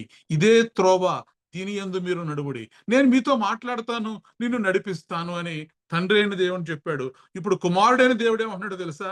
నువ్వు బలహీనతలో ఉన్నప్పుడు నా శక్తి నీలో పరిపూర్ణమైపోద్ది. అంటే నా విశ్వరూపము నువ్వు చూడాలి అంటే నువ్వు బలవంతుడిగా ఉన్నప్పుడు కాదు, నువ్వు ఎప్పుడు బలహీనుడిగా ఉంటావో అప్పుడు నా శక్తి నీలో పరిపూర్ణమైపోద్ది. ఆమేన్. పౌలు, ఎందుకు భయపడుతున్నావు నువ్వు? నువ్వు అడగాల్సిందేంటి? నా కృప, నా కృపను అడుగు అంతే. వాళ్ళు చంపేస్తానంటున్నారు, వీళ్ళు ఇది చేస్తానంటున్నారు, వీళ్ళు భయపెట్టేస్తున్నారు. పిరికి ఆత్మను నేను నీకు ఇవ్వలేదు, ధైర్యాన్ని పుట్టించేటటువంటి దత్తపుత్రాత్మను మీరు కలిగి ఉన్నారు. ఆమేన్. కాబట్టి భయపడొద్దు. నా కృప నీకు చాలు. ఇది గుర్తుపెట్టుకో. ఇది గుర్తుపెట్టుకోవాలి. ఏలియా, మోషే, యోనా, ఇర్మియా వీళ్ళందరూ కూడా ఒకానొక క్షణంలో మరణాపేక్ష కలిగిన వారై నన్ను చంపేయి దేవా అని ప్రార్థన చేశారు. కానీ పౌలు గారు బలహీన స్థితిలో ఉన్నప్పుడు ప్రభు వారి దగ్గర ప్రార్థన చేసినప్పుడు ప్రభు ఇచ్చిన మాట ఏంటో తెలుసా? నా కృప నీకు చాలు, నా కృప నీకు చాలు. నీ బలహీనతలో నా శక్తి పరిపూర్ణమైపోద్ది. పౌలు, ఇప్పుడు దాకా నువ్వు నా శక్తి చూసింది 1%. ఇప్పటి వరకు నువ్వు నా మహిమను, నా శక్తిని చూసింది కేవలము ఒక 1% చూసుంటావేమో. కానీ నువ్వు బలహీనుడిగా ఎప్పుడైతే మారతావో అప్పుడు నేను నీలో బలవంతుణ్ణి అయిపోతాను. నా శక్తి పరిపూర్ణం అయిపోద్ది. కాబట్టి నువ్వు భయపడకు. ఎప్పుడైతే యేసుక్రీస్తు ప్రభువారు ఈ మాట పౌలుతో చెప్పాడో, ఇక చూడండి, కాగా క్రీస్తు శక్తి నా మీద నిలిచి ఉండు నిమిత్తము విశేషముగా నా బలహీనతల యందే బహు సంతోషముగా అతిశయపడుచున్నాను. ఇప్పుడు డాన్స్ వేస్తున్నాడండి ఈయన, పాటలు పాడుతున్నాడు పౌలు గారు బలహీనతలో. ఏమని? ఆహా నా ధన్యత, ఓహో నా భాగ్యము, ఏమని వివరింతును, ఏమని వివరింతును, నేనెందుకని నీ సొత్తుగా మారితిని, యేసయ్యా నీ రక్తముచే కడుగబడినందున. యేసుక్రీస్తు ప్రభువారు కార్చినటువంటి రక్తం, ఆయన శిలువ మరణం, ఆయన శిలువలో మరణాన్ని జయించి మరలా పునరుత్థానుడిగా మారడం, ఇవన్నీ కూడా నీలో ఆయన శక్తి పరిపూర్ణమగుటకై. ఇంకా అప్పుడు చెప్తున్నాడండి, ఇక నేను బలహీనతల యందే బహు సంతోషముగా అతిశయపడుదును, నేనెప్పుడు బలహీనుడనో అప్పుడే బలవంతుడిని. ఈ మాట చదివినప్పుడు అందరికీ కన్ఫ్యూజ్ అవుతారు కదా. ఇదేంటిది, నాకు ఎప్పుడు జ్వరం వచ్చిందో నేను అప్పుడే పెద్ద శక్తి కలిగిన వాడిని అని అనగలుగుతామా? జ్వరం వచ్చినప్పుడు శక్తి ఉంటుందా మనకి? మన బలహీనతలో మనకు శక్తి ఉంటుందా? మన బలహీనతలో మన శక్తి ఉండదు, కానీ దేవుని శక్తి మనలో పరిపూర్ణమైపోద్ది. ఇది దేవుడిచ్చిన వాగ్దానం. నా కృప నీకు చాలును అని యేసుక్రీస్తు ప్రభువారు పౌలుకి చేసినటువంటి వాగ్దానం అండి. నీ బలహీనతలలో నేను నా శక్తిని పరిపూర్ణం చేస్తాను నీలో. ఆయన శక్తిని బట్టి ఇప్పుడు ఈయన అంటున్న మాట ఏంటి? నేనెప్పుడు బలహీనుడనో అప్పుడే బలవంతుడను. ఈ సత్యాన్ని నువ్వు నేను గ్రహించినప్పుడు మన బలహీనతల్లో మనం ఏం చేస్తామంటే భయపడం. మన బలహీనతల్లో మనం సంతోషిస్తాం. ఆయన స్వరం కొరకు కనిపెడతాం. ఆయన కృప కొరకు కనిపెడతాం. ఎందుకంటే ఆయన చెప్పాడు కదా, నా కృప నీకు చాలు అని. కనుక క్రీస్తు నిమిత్తము నాకు కలిగిన బలహీనతలలోను, నిందలలోను, ఇబ్బందులలోను, హింసలలోను, ఉపద్రవములలోను నేను సంతోషించుచున్నాను. That's all. క్రైస్తవ విశ్వాస జీవితంలో నేను ఇంతవరకు మనము ధ్యానం చేసుకుంటూ వచ్చాం. జీవ మార్గము, మరణ మార్గము, ఆశీర్వాదము, శాపము, మేలు, కీడు, ఈ రెండు నీ ముందుంచాను. ఏది నువ్వు ఎంచుకుంటావో ఎంచుకోమన్నప్పుడు నువ్వేం చేయాలంటే భయపడకూడదు. నీ బలహీనతలో, నీ నిందలో, నీ అవమానములో, నీ ఉపద్రవములో, నీ హింసలో నువ్వు సంతోషించాలంట. Praise the lord. సంతోషించాలి. ఎందుకంటే దేవుని కృప మనకు తోడైయుండును. ఈ సత్యాన్ని మనం ఎప్పుడూ కూడా మర్చిపోకూడదు. చివరిగా ఒక్క మాట నేను మీకు చూపిస్తాను. మనము బలహీనతల్లో భయపడి నన్ను చంపేయని ప్రార్థన చేయక్కర్లేదు. ఎందుకంటే మరణము మీద అధికారము యేసుక్రీస్తు ప్రభువారి దగ్గర ఉందండి. అందుకే ఆయన అంటాడు, యోహాను సువార్త 10వ అధ్యాయము 18 నుంచి 20 వచనాల వరకు మనం చదివితే, యోహాను సువార్త 10వ అధ్యాయము 18 నుంచి 20 వచనములు.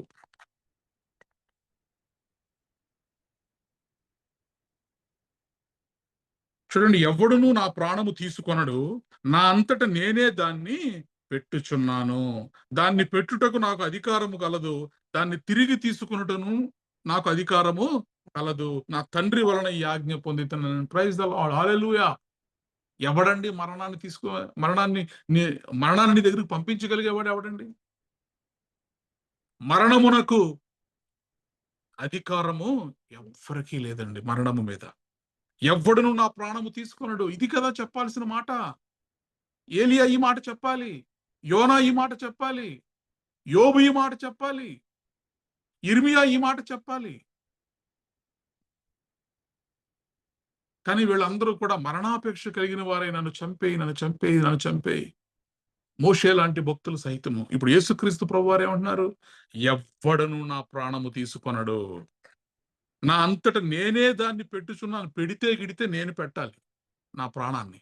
నా ప్రాణాన్ని ముట్టుకోవడానికి కూడా ఎవడికి అధికారం లేదు. ఎవ్వడును నా ప్రాణము తీసుకొనడు, నా అంతట నేనే దాన్ని పెట్టుచున్నాను. దాన్ని పెట్టుటకు నాకు అధికారము కలదు, దాన్ని తిరిగి తీసుకొనుటకు నాకు అధికారము కలదు. నా తండ్రి వలన ఈ అధికారాన్ని నేను పొందుకున్నాను. Praise the lord. హల్లెలూయా. అందుకే ఆయన కలువరి శిలువలో ఆయన చనిపోయి మరలా తిరిగి లేచి మరణాన్ని ప్రశ్నించాడండి. మరణమా, నీ ముల్లెక్కడా? మరణము మీద ఆయన విజయాన్ని సాధించాడండి. పాతాళ గది తాళపు చెవులు, పరలోకం యొక్క తాళపు చెవులు కూడా ఆయన దగ్గర ఉన్నాయండి. కాబట్టి పరిస్థితులు గంభీరంగా మారినప్పుడు, భయంకరమైనటువంటి పరిస్థితుల గుండా మనం వెళ్ళినప్పుడు మనం ఏం చేయాలంటే సంతోషించాలి. మన బలహీనతల యందు మనము సంతోషించాలి. ఎందుకును ఎవరిని బట్టి సంతోషించాలంటే మన ప్రభువు అయినటువంటి యేసుక్రీస్తుని బట్టి మనము సంతోషించే వారిగా ఉండాలి. మనం భయపడిపోకూడదు. కష్టం వచ్చింది, శ్రమ వచ్చింది, బాధ వచ్చింది, ఎందుకు ప్రభువా ఈ ప్రాణాన్ని ఇంక తీసుకెళ్ళిపో, ఇంకెంతకాలం బ్రతికింది చాలు, ఈ శ్రమలను నేను చూడలేను, ఈ కష్టాలను నేను తట్టుకోలేను, ఈ బాధలు నేను తట్టుకోలేను, నేను నాలాంటిది బ్రతుకుండడం కంటే చనిపోవడం బెటరు అని కొంతమంది, ఎంతో మంది తమ ప్రాణాలను త్యాగం చేసిన వాళ్ళు ఉన్నారు. బలవంతంగా తీసుకున్న వాళ్ళు ఉన్నారు. ఈ రాత్రి దేవుని స్వరం మనతో మాట్లాడుతుంది. ఎంతో మంది మరణాపేక్ష కలిగిన వారుగా ఉండవచ్చు గాని వారిలో ఎవరైనా సరే చనిపోయారు. వారు అడిగారు కదా అని చెప్పి దేవుడు వారికి మరణాన్ని ఇచ్చాడా? వారందరూ కూడా దీర్ఘాయుష్ను పొందుకున్నారు. దేవునికి మరి ఏలియా గారు ఆ తర్వాత ఎంతమంది రాజులను అభిషేకం చేశాడు ఆయన. చివరికి మరణమే లేకుండా మరి ప్రాణాలతో సజీవుడిగా అగ్ని రథముల మీద ఆకాశమునికి ఎత్తబడలేదా? కాబట్టి మన బలహీనతల యందు మనము ప్రభు వైపు చూస్తూ, మన బలహీనతల యందు మనము ధైర్యము కలిగి, సంతోషము కలిగి దేవుని వైపు చూస్తున్నప్పుడు ప్రతి సమస్య కూడా, సాతాను యొక్క ప్రతి శోధన, ప్రతి సమస్య కూడా దేవుడు మనకు పాదపీఠముగా మార్చేస్తాడండి. ప్రైజ్ ద లార్డ్, హల్లెలూయా. శ్రమలో మీరు అడిగినది మీరు పొందుకునేంత వరకు మీరు నా కుడి పార్శ్వం మీద కూర్చొని ఉండండి అంటున్నాడు ఆయన. Be with me, sit with me, speak with me. నాతో మాట్లాడండి, నన్ను చూడండి, నా కృప నీకు చాలు, సమస్య వైపు చూడకండి. ఎందుకంటే మీ బలహీనతల యందు నా శక్తి మీలో పరిపూర్ణమవుతుంది. ప్రైజ్ ద లార్డ్, హల్లెలూయా. ప్రార్థన చేసుకుందాం. పరిశుద్ధుడైన దేవా, నీకు వందనాలు, నీకు స్తోత్రాలు చెల్లిస్తున్నాం తండ్రి. నాయన, ఇంతవరకు అనేక మంది నాయన గొప్ప దైవజనుల్ని మీరు మాకు చూపించారు.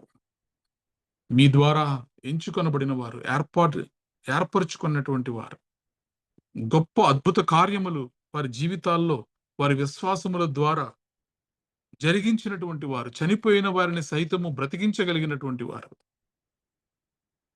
ఇంతకు ముందెన్నడూ జరగని అద్భుత కార్యములను వారి చేతుల ద్వారా మీరు చేయించారు. అలాంటి విశ్వాస వీరులు సైతం ప్రభువా, మరి ఒకానొక సమయంలో యెజెబెలు యొక్క స్వరాన్ని విన్నప్పుడు ఏలియా గారు ఇజ్రాయేలీయుల యొక్క రోదనలు, అర్థ నాదాలు, ఆహారం కొరకు వారు చేస్తున్న ఆ కేకలు విన్నప్పుడు విసిగిపోయినటువంటి మోషే గారు తన మాట, తాను ప్రవచించినది జరగలేదు అనే బాధతో బహుచింతాక్రాంతుడై కోపము తెచ్చుకున్నటువంటి యోనా గారు, వీరందరూ కూడా నీ సన్నిధిలో భయంకరమైనటువంటి శ్రమలకు లోనై, ఇక నేను బ్రతికే కంటే కూడా యెహోవా నన్ను తన ఇష్టానుసారముగా నలుపునుగాక, ఆయన తన చేతులు జాడించి నన్ను నిర్మూలము చేయునుగాక అని యోబు గారు, అసలు నేను పుట్టకుండుటనే మంచిది, నేను పుట్టిన దినము శపించబడునుగాక అని ఇర్మియా గారు. దేవా, మరి ఇంతమంది భక్తులు బలహీనత పడి, అధైర్యపడి, భయముతో మరణాపేక్ష కలిగి తండ్రి వారు మమ్మల్ని చంపేయి అని ప్రార్థన చేశారు. కానీ పౌలు గారు, ప్రభువా, నా బలహీనతల యందే నేను అతిశయించెదను, నా బలహీనతల యందే నేను సంతోషించెదను ప్రభువును బట్టి, ఆయన కృప నాకు చాలు. యేసుక్రీస్తు ప్రభువారు, ఎవ్వడును నా ప్రాణమును తీసుకొనడు, నా అంతట నేనే దాన్ని పెట్టుచున్నాను, దాన్ని పెట్టుటకు నాకు అధికారము కలదు, దాన్ని తీసుకొనుటకు నాకు అధికారము కలదు. అధికారము నా దేవుని యొద్ద ఉన్నప్పుడు దేవా, మేము ఈ లోకాన్ని చూసి భయపడేవారిగా, పరుగులెత్తేవారిగా, పారిపోయేవారిగా,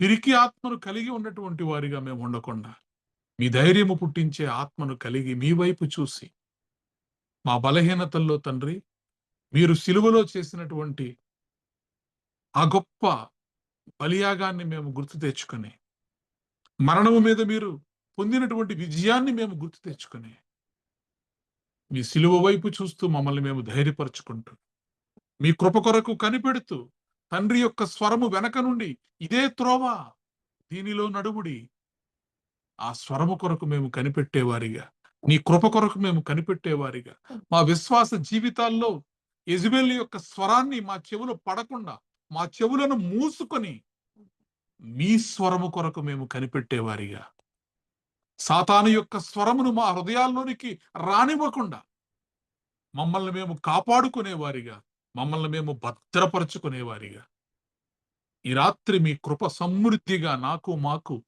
ఈ మాటలు విన్న ప్రతి ఒక్క వ్యక్తి యొక్క ఆత్మీయ జీవితంలో ధైర్యము పుట్టించే ఆత్మను మీరు దయచేయుదురుగాక. Amen. Thank you lord, thank you Jesus.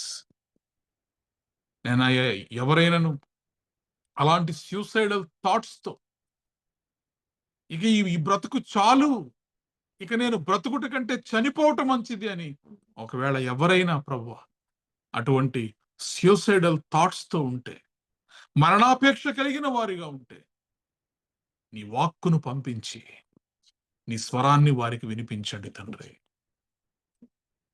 మీరు కుడికైనను ఎడమ తట్టుకైనను తిరిగినప్పుడు ఇదే త్రోవ, మీరు దీనిలో నడుబుడి అనే స్వరాన్ని వెనక నుంచి మీకు వినబడును. ఇది మీ వాగ్దానము, మీ భక్తులకు మీరు చేసినటువంటి వాగ్దానం. యెషయా 30:21లో మీరు మీ భక్తులకు చేసిన వాగ్దానము, నా స్వరము మీకు తోడుగా ఉంటుంది, నా స్వరము వెనక నుంచి మీకు వినపడుతుంది, మిమ్మల్ని నడవవలసిన మార్గములో అది నడుపుతోంది, మీ చేయి పట్టుకుని అది నడిపిస్తోంది. నీ వాక్యము మమ్మల్ని బ్రతికిస్తోంది. ఆ వాక్యమే ప్రభువా కృపా సత్య సంపూర్ణుడిగా యేసుక్రీస్తు ప్రభువుగా ఈ లోకంలోనికి మీరు పంపించారు. పాత నిబంధనలో నీ వాక్యము, నీ వాక్కు వారికి వెనక నుండి వినబడితే, నూతన నిబంధనలో వాక్యమై ఉన్నటువంటి దేవుడు మా ముందుకొచ్చి కలువరి శిలువ మీద తన ప్రాణాన్ని పెట్టి మరణము మీద తన విజయాన్ని పొంది ఆయన పలుకుతున్నటువంటి మాట, నా కృప నీకు చాలును. Thank you lord, thank you Jesus. ఈ రాత్రి సమృద్ధి అయినటువంటి కృప ఈ మాటలు వినుచున్న ప్రతి ఒక్క వ్యక్తి జీవితంలో పొందుకొందురుగాక. Amen. Thank you lord, thank you Jesus. మరణము నుండి తప్పించి జీవ మార్గములోనికి మమ్మల్ని నడిపించమని నాయనా, కీడైన దాన్ని మేము విడిచి ఎంచుకొనక మేలైన మార్గాన్ని మేము ఎంచుకునేవారిగా, శాపవ మార్గాన్ని మేము ఎంచుకొనకుండా ఆశీర్వాద మార్గాన్ని మేము ఎంచుకునేవారిగా, నీ గొప్ప జ్ఞానాన్ని, నిర్దోషమైన మార్గములో మేము నడిచేవారిగా వివేకమైనటువంటి నీ హృదయాన్ని మాకు దయచేయము. వచ్చిన ప్రతి ఒక్కరిని దీవించి ఆశీర్వదించమని, బలపరచమని, ఈ గొప్ప కార్యము వారి హృదయాల్లో జరిగించమని యేసుక్రీస్తు ప్రభువారి అతి శ్రేష్టమైన నామములో ప్రార్థించి బ్రతిమలాడి పొంది ఉన్నాము తండ్రి. ఆమేన్. ఆమేన్. మహోన్నత సర్వశక్తుడు సర్వాధికారమైన మా తండ్రి, మా దేవ, నీ నామానికి కోట్లాని కొలది స్తుతులు స్తోత్రాలు వందనాలు యేసయ్య. గొప్ప దేవుడు నాయన, ఈ రోజు మా ప్రభు దినములో నీ సన్నిధిలో సాగిలిపడి ఆరాధించుకునే కృప భాగ్యం దయచేసిన గొప్ప దేవ, నీ స్తోత్రములు చెల్లిస్తున్నాం తండ్రి. ఉదయ కాలం అంతా కూడా మమ్మల్ని కాచి కాపాడేవయ్యా. ఈ సాయంత్రం సమయంలో నీ పాదాల చెంత చేరటానికి కృప చూపిన గొప్ప దేవుడు నాయన. అయ్యా తండ్రి, నిన్ను మించిన దేవుడు ఈ లోకంలో లేరయ్యా. నీళ్ళెవరు ప్రేమిస్తారయ్యా, నీళ్ళెవరు ప్రాణం పెడతారయ్యా. దేవాది దేవానికి వందనాలు స్తోత్రాలు చెల్లిస్తున్నాను ప్రభా. ఇంతవరకు అయ్యా నీ ప్రియ బిడ్డను లేవనెత్తుకుని ప్రభా నోరుగా ఉంటూ మీరు మాటలు అందించినందుకు మీ స్తోత్రములు చెల్లిస్తున్నాం అయ్యా. గొప్ప గొప్ప దైవజనులు సేవకుల గురించి నాయన మీరు బయలుపరిచిన మాటలను బట్టి మీకు వందనాలు చెల్లిస్తున్నాను ప్రభా. గొప్ప దేవుడు నాయన, నాయన తండ్రి, అనేక మంది ప్రభా నాయన మరి ప్రాణమే తీయమని కోరుకున్న దైవజనులు సేవకులు మా మధ్య ఉంచారు. మోషే గారిని జ్ఞాపకం చేశారు ప్రభా. మీ స్తోత్రములు నాయన. నీ మార్గం ఎంత విలువైనదో, ఎంత వెలుగైనదో అయ్యా నాయన. వెలుగుగా, లోకానికి వెలుగుగా ఉన్న మా దేవుడు తండ్రి అయ్యా, నీ వెలుగును మంచము కింద కొంచెము కింద పెట్టకుండా వెలుగై ఉన్న మా తండ్రిని స్తోత్రములు చెల్లిస్తున్నాం. నీ వెలుగును నాయన స్తంభం మీద పెట్టిన లోకమంతా వెలుగుగా ఉన్న మా తండ్రి నీ స్తుతులు చెల్లిస్తున్నాం. గొప్ప గొప్ప దైవజనులందరినీ, సేవకులందరినీ, నీ మాటలో నీ దారిలో నడిచిన ప్రతి దైవజనుల సేవకులు మా అందించినందుకు స్తోత్రములయ్యా. యోనా గారి జ్ఞాపకం ఉంచినందుకు మీ స్తోత్రములయ్యా. వారు చేసిన సేవ పరిచర్య అయా నీ సన్నిధిలో నిలబడి తండ్రి నీ వైపు చూసినప్పుడు ప్రభా, కష్టం వచ్చిన తండ్రి మీరు పట్టుకుని నడిపించి అద్దరిక చేసిన గొప్ప దేవుడు తండ్రిని స్తోత్రములయ్యా. ప్రతి విన్న వాక్యాన్ని బట్టి మీకు వందనాలు చెల్లిస్తున్నాం. విన్న వాక్యాన్ని మా హృదయాల్లో భద్రపరచండి నాయన. అయ్యా మీలో ఫలించేవారిగా, అభివృద్ధి పొందుకునేవారిగా మా జీవితాలు నేనైనా ఫలింపదైత్యం చేతులకు అప్పగిస్తున్నాం తండ్రి. అయ్యా మేము బళ్ళ చుట్టూ ఒలివ మొక్కల వల్ల మమ్మల్ని దీవించండి, ఆశీర్వదించండి. మీలో అంటు కట్టుకునేవారిగా ఒలివానైనా మొక్కల వల్ల మీ బళ్ళ చుట్టూ కూడా నాయన మేము అంటు కట్టుకునే వారిగా ఉండటానికి కృప చూపండి అయ్యా. నీ సన్నిధి, నీ భయభక్తులు మమ్మల్ని తోడుగా ఉంచండి అయ్యా. మా కుటుంబాలు దీవించండి, ఆశీర్వదించి తండ్రి. అయ్యా మీరు మా మధ్యన ప్రతి సాయంకాలం తండ్రి ఉదయిస్తున్న సూర్యుని వలె ఉదయిస్తున్నందుకు స్తోత్రములయ్యా. ఇద్దరు ముగ్గురు నామములో కూడి ఉన్నప్పుడు వారి మధ్య నేను ఉంటాను మీరు సెలవిచ్చారు ప్రభా. ఎంత భాగ్యం, ఎంత ధన్యతనైనా మీరు మాటలు ప్రతి దినము కూడా నీ వాక్య బయలుపరిచినైనా నీ జీవాహారంతో నీ బలమైన వాక్యంతోనైనా అయ్యా మీరు నడిపిస్తున్నందుకు స్తోత్రం అయ్యా. మీకు వందనాలు చెల్లిస్తున్నాను.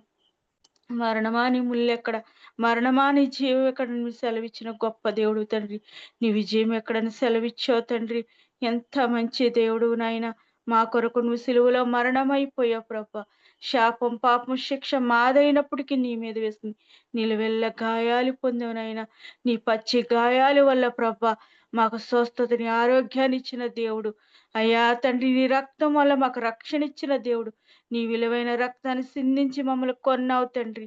నీ సన్నిధిలో నిన్ను ఆరాధించుకునే బిడ్డలుగా కృప చూపిన గొప్ప దేవ అయ్యా త్వరగా మా మధ్యకి రాబోతా ఉన్నావు నాయన. అయ్యా నాయన జయసీనుడిగా తిరిగి లేచి నాయన తండ్రి దగ్గరికి ఆరోహణ వెళ్ళిపోయావు ప్రభ. అయ్యా రారాజుగా మా మధ్యకి రాబోతా ఉన్నావు తండ్రి. మీరు వచ్చినప్పుడు మేము ఎత్తబడే గుంపులు మమ్మల్ని జ్ఞాపకం చేసుకున్నయ్యా నీ పరలోక రాజ్యములో తండ్రి ఏలువారిగా మమ్మల్ని దీవించండి తండ్రి. మీ స్తోత్రములయ్యా. అయ్యా తండ్రి నిన్ను మించిన దేవుడు ఈ లోకంలో లేని ప్రభా. అయ్యా నీ నామముల కన్నా పైనామం గల గొప్ప దేవుడు ప్రభా. అయ్యా తండ్రి నాయన నిన్ను మించిన దేవుడు లేడు తండ్రి. ఆకాశం సింహాసం భూమి నా పాదపీఠం అని సెలవిచ్చావు నాయన.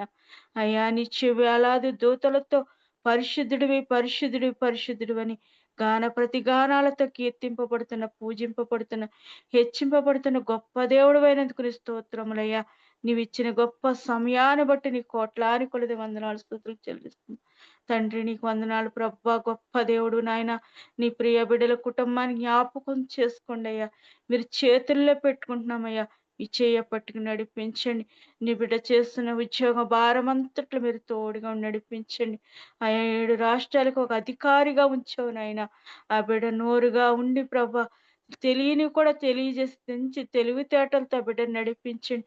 ఆ ఉద్యోగానికి కావాల్సిన అయా తెలివితేటలను మీరు ఇచ్చి ప్రభా జ్ఞానంతో నడిపించండి. బిడ్డలందరి ముందు మరి ఇంటి పని అంతా మిగిలి ఉండగా నీ కనికరం చూపించు నాయన. ఆ పని అంతా ఎలా జరిగిస్తావేమో నీ చిత్తానికి అప్పగిస్తున్నాను. కనికరం చూపించి దారి చూపించు నాయన. సహాయం చేతండ్రి. మరొక్కసారి తెగిళ్ళ సంఘాన్ని మా కుటుంబాల్ని చేతుల్లో పెట్టుకుని దీవించి ఆశీర్వదించు తండ్రి. మీరే మహిమ ఘనత ప్రభావాలు పొందుకొని యేసు పరిశుద్ధమైన నామములో ప్రార్థించి స్తుతించి అడిగి వేడుకున్నాం మా పరమ తండ్రి. ఆమేన్. ఆమేన్. ప్రభు నేర్పిన ప్రార్థన.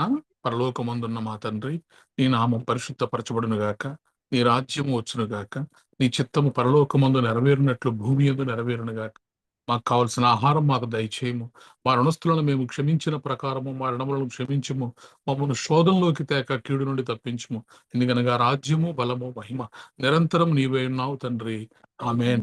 ఇప్పుడు మన పరమ తండ్రి అయిన దేవుని ప్రేమ, కుమారుడి క్రీస్తు కృప, పరిశుద్ధాత్మ యొక్క నిత్య అన్యోన్య సహవాసము సదాకాలము మనకు, ప్రార్థన చేయబడిన అంశములకు, ఈ ఆరాధనలో పాల్గొన్న ప్రతి కుటుంబమునకు, తెహిల సంఘమునకు, నూతన సంవత్సరపు వాగ్దానములకు, విత్తబడినటువంటి వాక్యమునకు, ఇజ్రాయేలు దేశమునకు, భారతదేశం యొక్క క్షేమమునకు, యెరూషలేము యొక్క క్షేమమునకు, స్థాయి ఉద్యోగమునకు, సుధాకర ఆరోగ్యమునకు, యూట్యూబ్ లో చూస్తున్న వారికి సదాకాలము దేవుని కృప తోడై ఉండి నడిపించును గాక. ఆశీర్వాదములు తీసుకుందాం. యెహోవా నిన్ను ఆశీర్వదించి నిన్ను కాపాడును గాక. యెహోవా తన సన్నిధిని ప్రకాశింపజేసి నిన్ను కరుణించును గాక. యెహోవా నీ మీద తన సన్నిధి కాంతి ఉదయింపజేసి నీకు సమాధానము కలుగజేయును గాక. Amen amen amen. Praise the lord. అందరికీ వందనాలు.